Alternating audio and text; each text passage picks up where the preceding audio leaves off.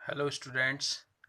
आज हम कक्षा 12 का गणित विषय में अध्याय 1 जिसका नाम है संबंध एवं फलन, इस अध्याय को हम आज प्रारंभ करेंगे। तो इसमें जैसा कि नाम है, पाठ का नाम है संबंध एवं फलन। सबसे पहले संबंध की बात करते हैं। संबंध जैसा कि हमने कक्षा 11 में पढ़ा, उसको हम एक बार और रिपीट कर देते हैं। रिलेशन यानी कि दो वस्तुओं के बीच रिलेशन, जैसा कि नाम से पता लग रहा है। तो क्या है?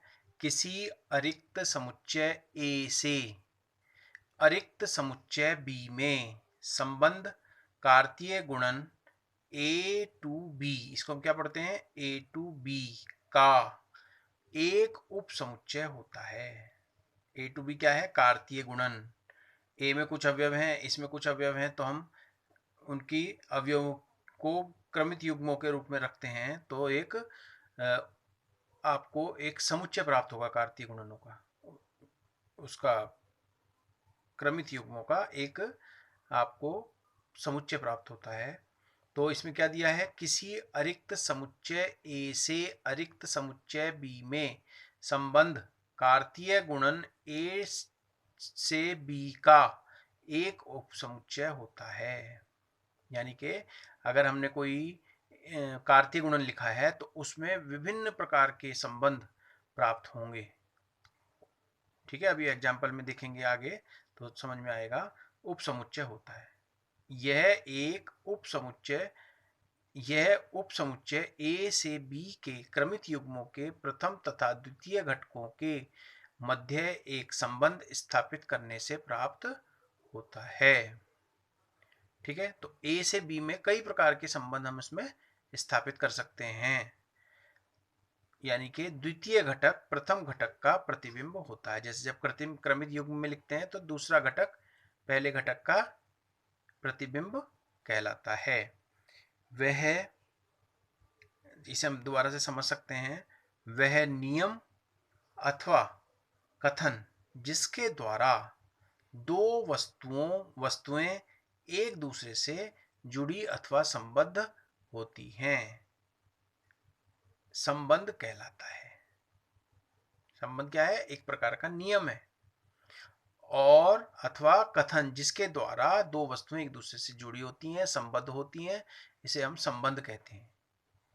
और हमने अभी बताया किसी अरिक्त समुच्चय ए से अरिक्त समुच्चय बी में संबंध कार्तीय गुणन ए से बी का एक उप समुच्चय होता है। जो संबंध होता है वो ए से बी में जो हमें समुच्चय प्राप्त होता है उसका एक उप समुच्चय होता है। ठीक है, ये एक प्रकार का नियम कह सकते हैं हम संबंध को। और समुच्चय की भाषा में हम कह सकते हैं कि ये एक समुच्चय होता है जो कि उस ए से बी के समुच्चय का, क्रमित युग्मों के समुच्चय का उप समुच्चय होता है, उसे हम संबंध कहते हैं। ठीक है, इसको आप ध्यान से समझ लेंगे। अब हम इसे समझ सकते हैं, जैसे मान लिया हमारे पास अरिक्त समुच्चय ए दिया है और अरिक्त समुच्चय बी दिया है। ए के अवयव हैं 2, 3, 4, 5 और बी के अवयव हैं 4, 9, 16, 25। तो ए से बी में, ये हमने बताया था आपको कक्षा 11 में बताया हुआ, कार्तीय गुणन निकाला कैसे जाता है। तो कार्तीय गुणन निकालने के लिए इसमें दोनों अवयव लिख दिए। तो अब एक तरह से जैसे गुणा करते हैं उस हिसाब से हम इसको युग्मों में रखते जाते हैं। गुणा नहीं करते लेकिन उसको उसके हिसाब से युग्मों में, क्रमित युग्मों के रूप में रखते हैं। जैसे 2, 4, 2, 9, 2, 16, जैसे गुणा करते हैं, इसमें गुणा नहीं करेंगे लेकिन इसे ब्रैकेट में उस तरह से उसी नियम के अनुसार रखेंगे। 2, 25, 3, 4, 3, 9, 3, 16, 3, 25, 4, 4, 4, 9, 4, 16, 4, 25, 5, 4, 5, 9, 5, 16, 5, 25। इसे कहते हैं कार्तीय गुणन। ए से बी में कार्तीय गुणन, ये आप देख रहे हैं क्रमित युग्मों का समुच्चय है। इसमें विभिन्न प्रकार के हम नियम लगा सकते हैं जिसके अनुसार हम अनेक प्रकार के उप समुच्चय प्राप्त कर सकते हैं। इसके उसी को हम संबंध कहते हैं। जैसे अभी बताया, संबंध आर बराबर एक्स कॉमा वाई, तो इसमें नियम क्या लगाया? वाई यानी कि दूसरा, एक्स बराबर किसके है? पहले के वर्ग के। तो ऐसे कौन कौन से इसमें अवयव है क्रमित युग्म के रूप में? तो 2 4 यानी कि दूसरा जो पहले का अवयव है का वर्ग है, तो 2 का वर्ग 4, 3 का वर्ग 9, ये y है और ये x है, तो y क्या है, x का स्क्वायर। 16 किसका स्क्वायर है, 4 का स्क्वायर है। 25 किसका स्क्वायर है, 5 का स्क्वायर है। तो आप देख रहे हैं इस नियम के अनुसार ये हमें प्राप्त हुआ। और अब कैसा भी हमने बताया, ये जो संबंध का जो ये समुच्चय प्राप्त हुआ, ये इस समुच्चय का, ए से बी में समुच्चय का उप समुच्चय होता है। तथा संबंध आर एक दूसरा हम नियम ले सकते हैं। ऐसे बहुत सारे नियम बन सकते हैं जो कि ए से बी के कार्तीय गुणन के उप समुच्चय होते हैं। तो जैसे एक्स वाई, जिसमें एक्स और वाई दोनों बराबर हो, तो ऐसा कौन सा एक ही क्रमित युग्म है, 4,4। तो ये भी एक उप समुच्चय है किसका, ए से बी से प्राप्त कार्तीय गुणन का, जो समुच्चय के रूप में हमें प्राप्त होता है, उसका समुच्चय है। ठीक है, अब ये आता है हमारे पास संबंध। एक और हम इसमें उदाहरण ले सकते हैं। इसमें ये उदाहरण है हमारा, तो इसमें हम कह सकते हैं x comma y such that y is divided by या डिविजिबल बाई x। तो हमें वो वाले इसमें से अवयव लेने हैं जिसमें दूसरे को x, जिसका दूसरे में पहले का भाग चला जाए। 4 में किसका भाग जा रहा है, पहले का 2, 2 का 2 दूनी 4, 16 में 2 का जा रहा है, 9 में 3 का जा रहा है, 4 में 4 का, 16 में 4 का और 25 में 5 का। हमें उस जो मुख्य समुच्चय था ए से बी में कार्तीय गुणन वाला जो समुच्चय था, उसमें से ढूंढने हैं ऐसे जो इस नियम को फॉलो करते हो। तो दूसरे को पहले से भाग जिसमें चला जाए, दूसरे में पहले का भाग चला जाए, ऐसे ब्रैकेट, ऐसे क्रमित युग्म ढूंढकर लिखने हैं। ठीक है, ये हमने बता दिया। ऐसी एक और संबंध हो सकता है हमारे पास, X Y such that X Y, यानी कि पहले और दूसरे की गुणा 16 से कम होनी चाहिए। ऐसे कितने अवयव हैं हमारे पास, 2 हैं। 2 4 यानी कि 4 दूनी 8, 16 से कम है। 4 तिया 12, 16 से कम है, और बाकी में 16 से अधिक हैं। ठीक है, ये हमारे पास इस प्रकार से ये विभिन्न नियम हम इसमें लगाकर संबंध प्राप्त कर सकते हैं। तो ये संबंध हम पहले पढ़ चुके हैं। अब आगे इस क्लास का जो टॉपिक है, संबंधों के प्रकार। जो हमारे रिलेशंस होते हैं दो सेट के बीच में या दो वस्तुओं के बीच में, वो कितने प्रकार के होते हैं। अब जैसे पहला है रिक्त संबंध, जिसको हम एम्प्टी रिलेशंस बोलते हैं। ठीक है, तो समुच्चय ए पर परिभाषित संबंध आर, समुच्चय ए पर परिभाषित संबंध आर। ए का मतलब ए से ए में हम कार्तीय गुणन निकालेंगे, अगर बी होता तो ए से बी में निकालते हैं। तो समुच्चय ए पर परिभाषित संबंध आर एक रिक्त समुच्चय संबंध कहलाता है यदि ए का कोई भी अवयव ए के किसी भी अवयव से संबंधित ना हो, अर्थात उसका जो उप समुच्चय होता है वो किसके बराबर होता है, फाई के। ऐसा जिसमें एक भी अवयव ना हो, और फाई जो होता है वो किसी भी समुच्चय का उप समुच्चय तो होता ही होता है। तो इसलिए अब जैसे एग्जाम्पल हमने लिया है, एग्जाम्पल है ए बराबर कोई समुच्चय दिया है 1 2 3 4। तो ए से ए में जो संबंध है वो नियम दे रखा है हमें, आर बराबर A B, A comma B, यानी कि इसमें नियम क्या है, ए माइनस बी, यानी कि ए पहले में से दूसरे को घटाएंगे तो उसका जो मान आना चाहिए वो कितना आना चाहिए, 10। ऐसा कोई भी नहीं है इसमें जिसका अंतर 10 आ रहा हो। 1 1 1 2 1 3 1 4, 2 1 2 2 2 3 2 4, 3 1 3 2 3 3 3 4, 4 1 4 2 4 3 4 4। तो किसी में भी अंतर आप देख रहे हैं वो 10 के बराबर नहीं है, अर्थात रिक्त समुच्चय प्राप्त होता है जो कि ए से ए में कार्तीय गुणन का उप समुच्चय होता है। ठीक है, अब आता है उसके बाद, ठीक है ये समझ में आ गया। एक रिक्त संबंध वह है, एक रिक्त संबंध है, ये जो आर है वो क्या है, एक रिक्त संबंध है, क्योंकि ऐसा कोई भी युग्म नहीं है, जिसमें कोई भी ऐसा युग्म नहीं है जो प्रतिबंध a माइनस बी बराबर 10 को संतुष्ट करता हो। इसलिए ये क्या है, हमारा रिक्त संबंध है, एम्प्टी सेट, एम्प्टी रिलेशन।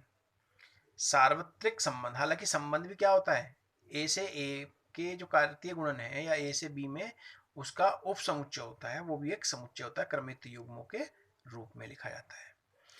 अब है सार्वत्रिक संबंध। सार्वत्रिक यानी कि यूनिवर्सल रिलेशन। समुच्चय ए पर परिभाषित, यानी कि समुच्चय ए पर परिभाषित का मतलब ए से ए में कार्तीय गुणन निकालना पड़ेगा इसका। आर एक सार्वत्रिक संबंध कहलाता है यदि ए का प्रत्येक अवयव ए के सभी अवयवों से संबंधित हो, अर्थात R is equal to A by A रिक्त संबंध। तथा सार्वत्रिक संबंध को कभी कभी तुच्छ संबंध भी कहते हैं। इसमें जो संबंध दे रखा है वो कितना रखा है, आर बराबर क्या है, ए बाई ए। इसका क्या मतलब हुआ, यानी कि अब हमने जैसे कोई समुच्चय है 1 2 3 4, तो उसका ए का प्रत्येक अवयव ए के प्रत्येक अवयव से संबंधित होना चाहिए, तब उस केस में हम क्या कहते हैं, ये सार्वत्रिक संबंध है। ठीक है, तो रिक्त संबंध और सार्वत्रिक संबंधों को कभी कभी क्या कहते हैं, तुच्छ संबंध भी कहते हैं। अब देखिए इसका एग्जाम्पल क्या है, सार्वत्रिक का उदाहरण है, सार्वत्रिक संबंध का उदाहरण ये है, इसमें दिया है a 4 5 6, तो इसमें relation a comma B is such that A B is greater than 0। अब a से a में अगर आप निकालोगे 4 4 4 5 4 6, इनकी अगर आप गुणा करेंगे तो ग्रेटर देन 0 होगा। तो a का प्रत्येक अवयव a के ही प्रत्येक अवयव से इन नियमों के अनुसार, इस नियम के अनुसार संबंधित है। ठीक है, इसे कहते हैं हम सार्वत्रिक संबंध, ये ध्यान रखना है आपको। ठीक है, अब आता है नेक्स्ट, इसके बाद आता है तीसरा, स्वतुल्य संबंध। स्वतुल्य संबंध, स्वतुल्य संबंध क्या होता है, देखिए स्वतुल्य संबंध है जिसको हम कहते हैं रिफ्लेक्सिव रिलेशंस। समुच्चय ए पर परिभाषित, ए पर परिभाषित का मतलब ए बाई ए का, ए से ही ए में कार्तीय गुणन निकालना है और उससे नियमानुसार संबंध आर स्वतुल्य संबंध कहलाता है। जैसा कि स्वतुल्य का मतलब है स्वयं से ही तुलना। ठीक है, संबंध कहलाता है यदि a comma A belongs to R, प्रत्येक a बिलोंग्स टू a के लिए किसी समतल में खींची गई समानांतर रेखाओं में संबंध समांतर एक स्वतुल्य संबंध होता है। समांतर मतलब वो सारी रेखाएं क्या हैं, एक दूसरे के समानांतर हैं। तो किसी समतल में एक रेखा खींच दी, उसके समानांतर कितनी रेखाएं खींचते चले जाओ, सब समानांतर होंगी। तो यानी कि पहला अवयव भी ए होगा और दूसरा भी, यानी कि स्वयं से जब तुलना की जाती किसी अवयव की तो उसे हम क्या कहते हैं, स्वतुल्य संबंध कहते हैं।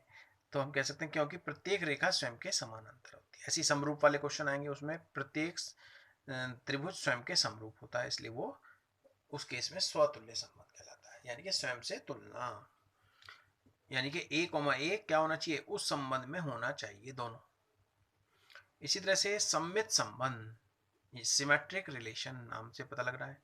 समुच्चय ए पर परिभाषित संबंध आर सममित संबंध कहलाता है यदि प्रत्येक a1 a2 belongs to a के लिए a1 a2 belongs to r तथा a2 a1 belongs to r।